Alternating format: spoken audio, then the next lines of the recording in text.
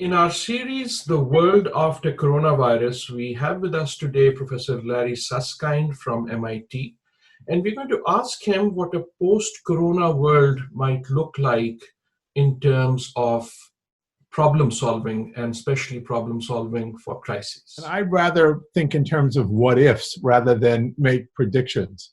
What if we actually collectively, as multiple national societies, learned something from the current experience?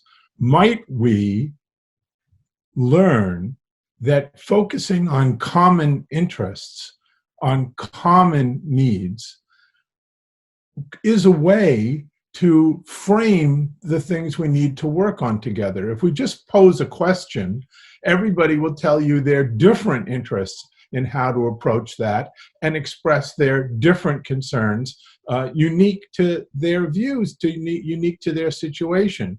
But if we actually say we have a common problem, a common interest in survival in the short term, what can we come up with by way of good ideas?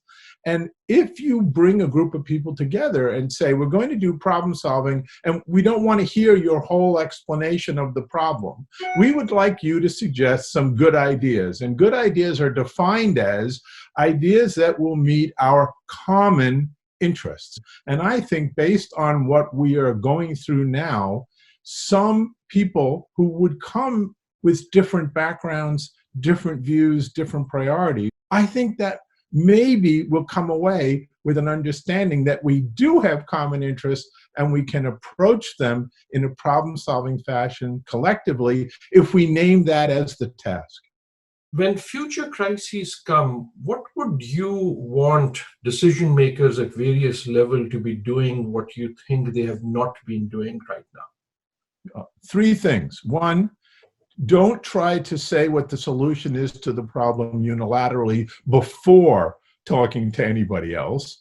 Instead, try to have a private, behind-the-scenes conversation with a bunch of other people who you think likely have different views and say, would you be willing to engage in a short problem-solving conversation coming up with good ideas that will meet our shared interests? Don't say the answer to the question unilaterally on your own before having the conversation. Secondly, involve people in this preliminary conversation who you don't usually talk to, and involve people who you assume have some different ideas. The issue isn't to build a coalition behind your view at the outset. It's to get a shared interpretation of common interests. And the third thing is, when you have a suggestion in a crisis or immediately after a crisis that's come through this process of shared discussion, put it out tentatively.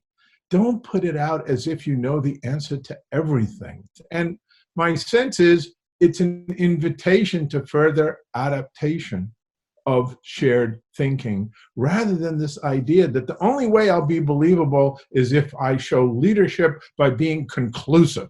What do you think should be done after this crisis to prepare folks for better decision making, better problem solving? I don't have high hopes on this one. I would love for there to be a period of reflection. The thing that should happen in every institution is some kind of shared reflection, even if it's brief. This is the moment right after where if you think out loud together, you might learn something together. You might learn something that and can change the way the institution, whatever scale it's at, can operate. So I would argue for leadership to say, let's take a few moments, days, weeks for reflection.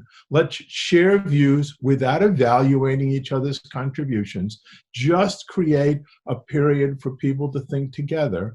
And then for the leaders to reflect on that reflection and say, this is what I think we heard. This is what I think we learned. But some kind of organizational learning based on a short period of reflection as soon after we reach a post-crisis moment as possible, I think is when the opportunity emerges for something important to be taken from the experience we've all just had.